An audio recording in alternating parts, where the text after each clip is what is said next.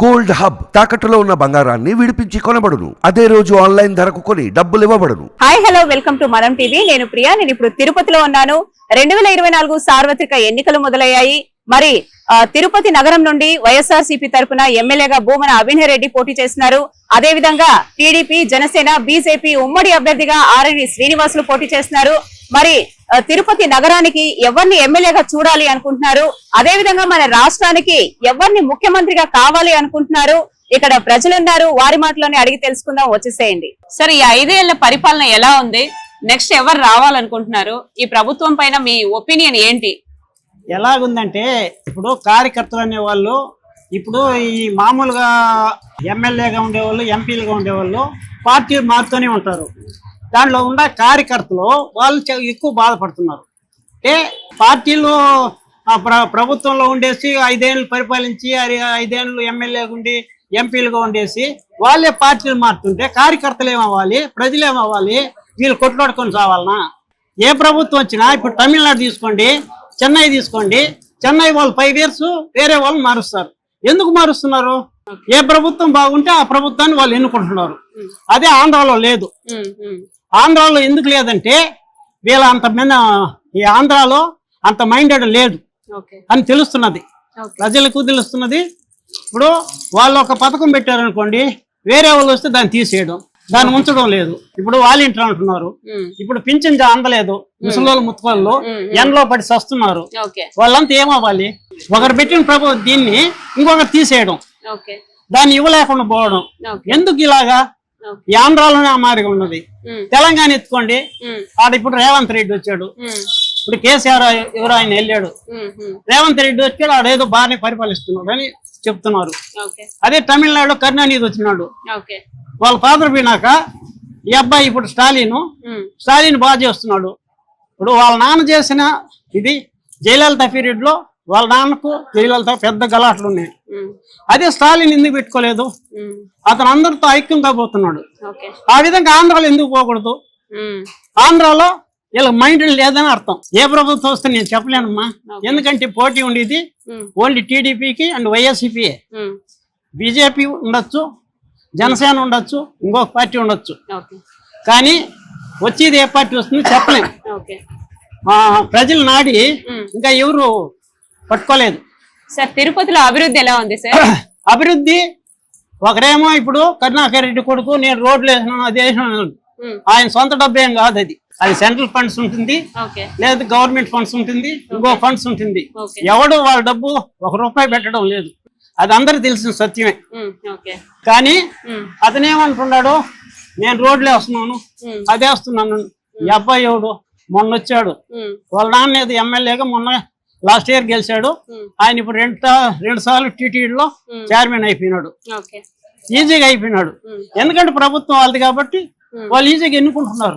Madam, కానీ సంక్షేమ పథకాలు అందుతున్నాయి అంటున్నారు కదా, కానీ కొంతమంది అభివృద్ధి జరగట్లేదు అని విమర్శలు వస్తున్నాయి. దీని మీద మీ అభిప్రాయం ఏంటి సార్? విమర్శలు అనేది ఎందుకు వస్తుంది? అన్ని సంక్షేమ పథకాలు అందరికి అందుతుంటే ఈ విమర్శలు అనేది రాదు. ఇప్పుడు ముసలిం ముతక నడవలేని పరిస్థితుల్లో వాళ్ళు సచివాలయం తీసుకోండి, ఆడబి తీసుకోండి, ఏడబి తీసుకోండి. నేను కూడా సామాన్య మానవుడినే, నేను ఒక ఉద్యోగస్తుని కాదు, ఏమీ లేదు, ఇక్కడ లోకల్ పీపుల్ని. బట్ ఎందుకంటే సంక్షేమ పథకాలు ఏదో గవర్నమెంట్ పెడుతుంది, పెట్టినప్పుడు దాన్ని సక్రమంగా వినియోగించుకొని వాళ్ళకి ఇచ్చి ఇది చేస్తే అది ఇంప్రూవ్మెంట్ అవుతుంది. ఇంప్రూవ్మెంట్ అనేది లేకనే ఇప్పుడు పోలవరం ప్రాజెక్ట్ అంటున్నారు, అది అంటున్నారు, అన్ని పెండింగ్లే కదా. ఏ వర్క్ అది ఏది జరుగుతుంది? రాజధాని 3 రాజధానులు అంటారు, 7 రాజధానులు అంటారు, అమరావతి అంటాడు, ఇది వైజాగ్ అంటారు. ఏంది ఇది? ఎక్కడ జరుగుతాయి? ఒక రాజధాని లేదానికి కష్టంగా ఉంది, ఒక గుర్రం పైన ఎక్కిపోవడానికి కష్టంగా ఉంది, 2 గుర్రాల పైన ప్రయాణం చేయాలంటే అవుతుందా? కాదు. కాబట్టి ప్రభుత్వాన్ని ప్రజలు నాడి అందరూ గుర్తుపట్టుకొని ఏదైతే ఏ పార్టీ గెలిస్తే అందరికి అన్ని సమృద్ధి జరుగుతుందనేసి ఆ పార్టీని గెలిపించుకున్నారంటే తమిళనాడు మారిగా ఆంధ్ర కూడా ఇంప్రూవ్మెంట్ అవుతుంది, నాకు తెలిసింది. సార్, ఎలా ఉంది సార్ ఈ వైసీపీ పరిపాలన ఈ 5 ఏళ్లలో ఎలా ఉంది? గోవిందా గోవిందా. మీ పేరు సార్? నా పేరు రాజా చౌదరి. ఏం చేస్తుంటారు? మైనింగ్ చేస్తా ఉన్నాం, అన్ని క్లోజ్ చేసినాం, ప్రస్తుతానికి ఖాళీగా ఉన్నాం. 5 ఏళ్ల పరిపాలన బాగుంది, 14 ఏళ్ల పరిపాలన వాళ్ళకి బాగుంటుంది తల్లి. బీదవాడిగానే ఉంచుతారు, గొప్పడుగా ఉంచుతారు. మా పోటీ మీడియాలో చచ్చిపోతున్నాం ఎటు కాకుండా. మా నాన్న తోక పెట్టినాడు కాబట్టి చౌదరి కాబట్టి అట్టాపోలేం పిట్టాపోలేం. తెలుగుదేశం పార్టీ ఇబ్బంది పెట్టింది, ఇప్పుడు వైసీపీ ఇబ్బంది పెట్టింది, శతాబ్దాలకు ఇబ్బంది పెట్టారు. మేము మీడియం అట్టాగా ఉన్నాం, ఆస్తులు పోగొట్టుకొని పార్టీలకి మేము ఇలాగ ఉన్నాం. ఏం లేని నాయకులంతా వందల కోట్లు వేల కోట్లు అందరూ దొంగలే. ఎవరు నిజాయితీ పరులో మా సాయిబాబు కాడికి వచ్చి మేము నిజాయితీ పరులమని ప్రమాణం చేయమని సార్. మగోళ్ళు ఎవరు ఇండిపెండెంట్ క్యాండిడేట్ బర్రె లెక్కలాగా ఎవరైనా గెలిచి 1 కోటి మెజార్టీ తోటి సీఎం అయ్యే లాగా కర్ణాటక వాళ్ళ కొడుకు దేవగౌడ కొడుకు ఇచ్చాడు కదా, ఆ విధంగా అయితే పరిపాలన బాగుంటుందని మా అభిప్రాయం. ఎందుకంటే చంద్రబాబు నాయుడు కి ఐసే ముద్ర వెళ్ళేమో, జగన్ కి ఐసే ముద్ర, అందరూ దొంగలే. మల్లాడి కృష్ణారావు లాగా బీద ఎమ్మెల్యే ఆస్తులు, ఆయన సొంత ఆస్తులు దారపోసిన ఎమ్మెల్యేని 1000 మందిలో ఒకరిని చూపించారు.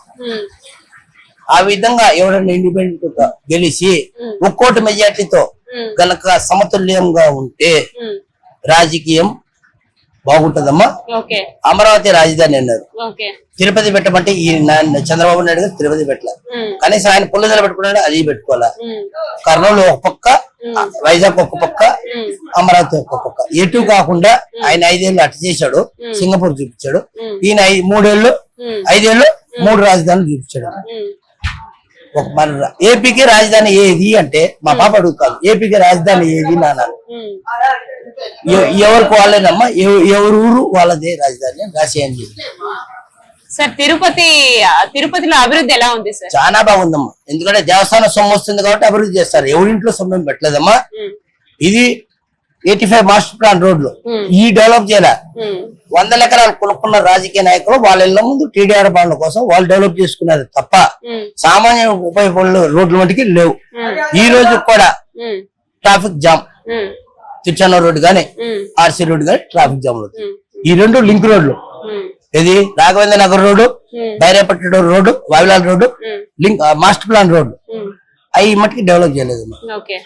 ఎవరింట్లో సొమ్ము డెవలప్ చేయరు, దేవుడు సొమ్ము ఇస్తారు కాబట్టి చేస్తారు, భక్తులు తోటి చేస్తారు. జీవితం అంతా అయిపోయిందమ్మా. 50 సంవత్సరాలమ్మా, అందరూ దొంగలమ్మా. ఎవరైనా ఇండిపెండెంట్ గా బర్రె లెక్కలాగా 1 కోటితో కనుక గెలిచి సీఎం అయితే బాగుంటది. లేదు అంటే ధర్మారెడ్డి అన్నారు కదా, ఆయన ఒక్కడైనా ఐఏఎస్ ఆఫీసర్ నాకు ఇమ్మండి, ఒక్క రోజు నాకు ఇమ్మండి, 1,00,000 మంది కన్నా దర్శనాలు చేపించుకుంటే నా పేరు రాజేష్ చౌదరి గారు ఆరగొట్టు కొట్టించుకొని తిరుగుతా. ఓం నమో వెంకటేశ్వర. సార్ 2024 ఎన్నికలు స్టార్ట్ అయినాయి. మరి ఈ 5 ఏళ్లలో వైసీపీ పరిపాలన ఎలా ఉంది? నెక్స్ట్ ఎవరు రావాలి అనుకుంటున్నారు? మీ పేరు సార్? నా పేరు పనగంటి భాస్కర్. ఏం చేస్తుంటారు సార్? నేను చిన్న కాంట్రాక్టర్ని. ఓకే, చెప్పండి సార్. నా వృత్తిపరంగా కూడా నేను గత 15 సంవత్సరాలుగా తిరుపతి పట్టణంలో కాంట్రాక్టర్ వృత్తి చేస్తూ జీవనం సాగిస్తున్న సందర్భంలో ఒకసారి అవకాశం ఏంటి అని జగన్మోహన్ రెడ్డి గారు అడగడం, మేమందరూ కూడా జగన్మోహన్ రెడ్డి గారికి ఓటు వేసి ఈ తిరుపతి పట్టణంలో కూడా వాళ్ళ పార్టీ అభ్యర్థిని గెలిపించడం, అలాగే రాష్ట్రంలో కూడా వారు ప్రజలందరూ కూడా వాళ్ళ నాన్నగారు ఎలా చేస్తారు అలా చేస్తారని ఆశతో మేమందరూ కూడా 150 సీట్లు ఇవ్వడం కూడా జరిగింది. కానీ పరిపాలన చాలా దారుణంగా ఉంది. ఏదైతే వృత్తిపరంగా జీవనం మీద ఆధారపడుతున్నారో మేము మా కాంట్రాక్ట్ సంబంధించిన వృత్తిలోనే మా దగ్గర పనిచేసినటువంటి లేబరు ఇసుక వారు ప్రభుత్వం వస్తానే ఇసుకలు దొరకకుండా ఇసుక మాఫియా జరగడం జరిగింది. దానివల్ల కార్మికులకు ఉపాధి లేకుండా అనేక మంది పేద ప్రజలు కార్మికులు జీవనోపాధి లేకుండా చనిపోవడం, ఆత్మహత్యలు చేసుకోవడం చాలా దారుణంగా జరిగింది. దానివల్ల అనేక మందికి ఉపాధి లేకుండా పోవడం వల్ల చాలా బాధ కలిగింది. అలాగే పేద ప్రజలు సాయంత్రం అయితే సంపాదించిన దాంట్లో కొద్దిగా మందు దాగి పడుకునే పరిస్థితిలో ఈరోజు మందు కూడా గవర్నమెంట్ మందు కాకుండా ప్రైవేట్గా తయారు చేసి మందుని గవర్నమెంట్ ద్వారా అమ్ముతూ అది కూడా కల్తీ మందు ద్వారా అనేక మంది ప్రాణాలు పోగొట్టుకొని అనేక మందికి లివర్స్ ప్రాబ్లం వచ్చి బాధపడే పరిస్థితిలో ఈరోజు ఉన్నారు. చాలా దారుణంగా ఉంది. ఈ ఎన్నికల్లో కూడా ప్రజలు డైనామాలో ఉన్నారు. ఈ ప్రభుత్వం పోవాలి, మంచి ప్రభుత్వం రావాలని కూడా ఆలోచనలో ఉన్నారు. తిరుపతిలో డెవలప్మెంట్ ఎలా ఉంది సార్? తిరుపతిలో మేడం ఇప్పుడు కండక్టర్ గా నా ఉద్దేశం అంటే ప్రజలు ఎక్కడైతే నివసిస్తున్నారో అంటే ప్రజలు ఎక్కడైతే జీవిస్తున్నారో అక్కడ డ్రైనేజ్ వ్యవస్థ అధ్వానంగా ఉంది, రోడ్లు సరిగ్గా లేవు, కాలువలు సరిగ్గా ఎత్తడం లేదు. మరి వర్షాలు వస్తే చాలా అధ్వానంగా తయారయ్యే పరిస్థితి ఉంది. దాని ద్వారా ఎక్కడైతే ప్రజలు ఎక్కడైతే నివసించలేదో, ఎక్కడైతే భూమి పట్టాదారులు ఉన్నారో వైసీపీ నాయకులకు సంబంధించిన నాయకులు వాళ్ళ యొక్క మంత్రులు ఎమ్మెల్యేలు ఎక్కడైతే వాళ్ళ జాగాలు ఉన్నాయో అక్కడ రియల్ ఎస్టేట్ వాళ్ళ యొక్క వ్యాపారాన్ని డెవలప్మెంట్ చేసుకోవడానికో వాళ్ళ రియల్ ఎస్టేట్ ని డెవలప్ చేసుకోవడానికి కోసమే వాళ్ళ రోడ్లు వేసి తిరుపతిని అభివృద్ధి చేస్తున్నాం అంటున్నారు. కానీ ప్రజలు ఎక్కడైతే నివసిస్తున్నారో అక్కడ డెవలప్ పూర్తిగా నిల్లుగా ఉంది. దీన్ని ప్రజలందరూ కూడా ఈసారి వైసీపీ పార్టీని ఇక్కడ కూడా ఓడించడానికి సిద్ధంగా ఉన్నారు. అలాగే తిరుపతి దేవస్థానానికి చైర్మన్ గా ఉన్నారు. మరి తిరుపతిలో దేవస్థానం యొక్క నిధులు కూడా తీసుకొని డెవలప్ చేస్తున్నారు కానీ ఎక్కడ డెవలప్మెంట్ లేదు. మొత్తం మా కాంట్రాక్ట్ దగ్గర 10% ఇస్తేనే మున్సిపాలిటీ కార్పొరేషన్ వర్క్లు ఇస్తున్నారు. గతంలో చైర్మన్ గా ఉన్న కరుణాకర్ రెడ్డి గారు రాజశేఖర్ గారు ఉన్నప్పుడు ఏ కాంట్రాక్ట్ కూడా డబ్బులు అడగలేదు. మేము కూడా ఒక కాంట్రాక్ట్ అప్పుడు వ్యవస్థలు పనిచేస్తున్నాం. ఇప్పుడైతే 10 నుంచి 30% కాంట్రాక్ట్ ఇస్తేనే వాళ్ళకి వర్క్ అలాట్ చేసే పరిస్థితి.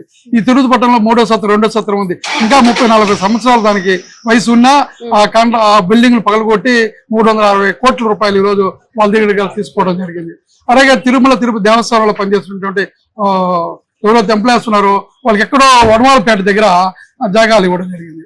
వాళ్ళు ఏమంటున్నారంటే మా డబ్బు 3.5 లక్షల రూపాయలు 3,30,000 రూపాయలు కట్టుకొని మాకు రిజిస్టర్ చేసినారు. మేము అక్కడి నుంచి తిరుపతికి వచ్చి ఉద్యోగం చేసుకోమంటే రోజుకి 20 కిలోమీటర్లు రావాలి పోవాలి. అక్కడ ఎందుకు ఇచ్చినాడంటే వాళ్ళ కుమారుడు అభినయ్ రెడ్డి అనే అతను గత 10 సంవత్సరాల ముందుగా అక్కడ ఒక 20 ఎకరాల ల్యాండ్ కొని ఉన్నాడు. కాబట్టి ఇక్కడ ఆ ప్లేస్ పక్కనే చైర్మన్ గారి యొక్క ఎంప్లాయీస్ కి ల్యాండ్ ఇచ్చిన వల్ల వాళ్ళ ల్యాండ్ అభివృద్ధి జరిగే దానికోసం ఇచ్చారు. మాకు తిరుపతి పట్టణంలో అలిపిరి కాడి నుంచి జూ పార్క్ రోడ్డు పోయేదానికో అనేక ఖాళీ జాగాలు ఉన్నాయి. దేవస్థానం జాగాలు అక్కడ ఇచ్చుంటే బాగుండు. లేకుంటే కరకంపేటలో జాగాలు చాలా ఉంది, దేవస్థానం జాగాలు, గవర్నమెంట్ జాగాలు. అక్కడ ఇచ్చుంటే మాకు ఉద్యోగం చేసే వాళ్ళకి చాలా దగ్గరగా ఉంటుందని కూడా వాళ్ళు కూడా వాపోయే పరిస్థితిలో ఈరోజు చాలా మంది బాధపడుతున్నారు. సార్ ఎలా ఉంది సార్ ఈ 5 ఏళ్లలో వైసీపీ పరిపాలన? నెక్స్ట్ ఎవరు సీఎం గా రావాలి అనుకుంటున్నారు? మీ పేరండి? నా పేరు భాష అండి, నేను టీచర్ని. ఓకే, చెప్పండి సార్. తిరుపతిలో వచ్చి డెవలప్మెంట్ జరుగుతుంది అంటున్నారు, కానీ ప్రజల దృష్టిలో అది ఎలాంటి డెవలప్మెంట్స్ ఏమి కనపడటం లేదు. ప్రజల దృష్టికి గవర్నమెంట్ ఏమో ఇస్తుంది అని పథకాలు అందుతున్నాయి అంటున్నారు, కానీ జనాల దృష్టిలో అది ఎక్కడ అందుతున్నాయి, ఎవరికి అందుతున్నాయో వాళ్ళకే ప్రశ్నార్థకంగా ఉన్నది. ఇప్పుడు వెహికల్స్ వస్తున్నాయి, దాంట్లో మోడీ కేంద్ర ప్రభుత్వము రేషన్ బియ్యం ఇస్తుంది, రాష్ట్ర ప్రభుత్వం ఇస్తుంది, కానీ వీళ్ళు ఇచ్చేది ఒకటే ఇస్తున్నారు. అది జనాలకి అర్థం కావట్లేదు. అది కేంద్ర ప్రభుత్వం ఇస్తుందా, రాష్ట్ర ప్రభుత్వం ఇస్తుందా? తర్వాత టిట్కో హౌసెస్ ఉన్నాయి, 1,80,000 కేంద్ర ప్రభుత్వం ఇస్తుంది, కానీ ఇక్కడ జగనన్న ఇల్లు అని చెప్పి జగన్ గవర్నమెంట్ ఇస్తున్నారు. ఇప్పుడు ఆ డబ్బులు జగన్ ఇచ్చినట్ట, కేంద్ర ప్రభుత్వం ఇచ్చినట్టు ప్రజలలో క్వశ్చన్ మార్క్ గా ఉంది. వాలంటీర్లు, సచివాలయాలు జగన్ ఇచ్చిన అంటున్నారు, కానీ అది యాక్చువల్ గా వచ్చేది కేంద్ర ప్రభుత్వం నుంచి. అవి తీసుకొని ఇంకా చాలా మంది కాగితాలు ఇవ్వలేదు, కానీ కేంద్ర ప్రభుత్వం ఇచ్చేసి దగ్గర 100 రోజులు దాటుతున్నది. ఇప్పుడు దాకా చాలా మంది లబ్ధిదారులకు అవి అందలేదు. ఆయుష్మాన్ హెల్త్ కార్డు ఉంది, 5 లక్షల రూపీస్ హెల్త్ కార్డు, అది ఇవ్వకుండా ఇక్కడ 2 లక్షల రూపీస్ హెల్త్ కార్డు ఇస్తున్నారు. ఇది కేంద్ర ప్రభుత్వం ఇచ్చే హెల్త్ కార్డుతో దేశంలో ఎక్కడైనా చూపించుకోవచ్చు. ఇప్పుడు మా బ్రదర్ ఉన్నారు, వాళ్ళు బయట జాబ్ చేస్తున్నారు వేరే రాష్ట్రాల్లో, అతనికి యాక్సిడెంట్ అయితే అక్కడి నుంచి ఇక్కడికి తీసుకురావాల్సి వచ్చింది. అదే కేంద్ర ప్రభుత్వం ఉన్న హెల్త్ కార్డుతో అక్కడే చూపించి మేము లబ్ధి పొందినాము. ఇది కేంద్ర ప్రభుత్వం ఇచ్చిన కార్డుతో మాకు వచ్చిన లాభాలు ఇది. దీని తర్వాత టిట్కా హౌసెస్ ఉన్నాయి, ఈ రోడ్స్, ఈ డెవలప్మెంట్ అంతా కేంద్రం నుంచి వచ్చింది. ఇప్పుడు మన తిరుపతి రైల్వే స్టేషన్ కి 300 కోట్లు ఇచ్చింది ఈ సంవత్సరం గ్రాంట్. అది రైల్వే అంటేనే సెంట్రల్ గవర్నమెంట్, దీన్ని రాష్ట్ర గవర్నమెంట్ మేము డెవలప్ చేస్తున్నాం అంటున్నది. అది ఏ విధంగా అవుతుంది మీరే ఆలోచించండి. ఈ విధంగా చేస్తున్నది ప్రభుత్వం. అంతా కేంద్రం నుంచి వచ్చే నిధులను తీసుకొని రాష్ట్రం నుంచి డెవలప్ చేస్తున్నా అండి. దీంట్లో ఎంతవరకు నిజం ఉన్నదో ప్రజలే సమాధానం చెప్పగలరు అని నేను ఉద్దేశించి చెప్పగలను. చూశారు కదా, ఇది తిరుపతి ప్రజల యొక్క అభిప్రాయము. కొంతమంది ఏమో సంక్షేమ పథకాలు అందుతున్నాయంటున్నారు, మరికొందరేమో విభిన్న అభిప్రాయాలు తెలుపుతా ఉన్నారు. తిరుపతి నుంచి ప్రియా, మనం టీవీ.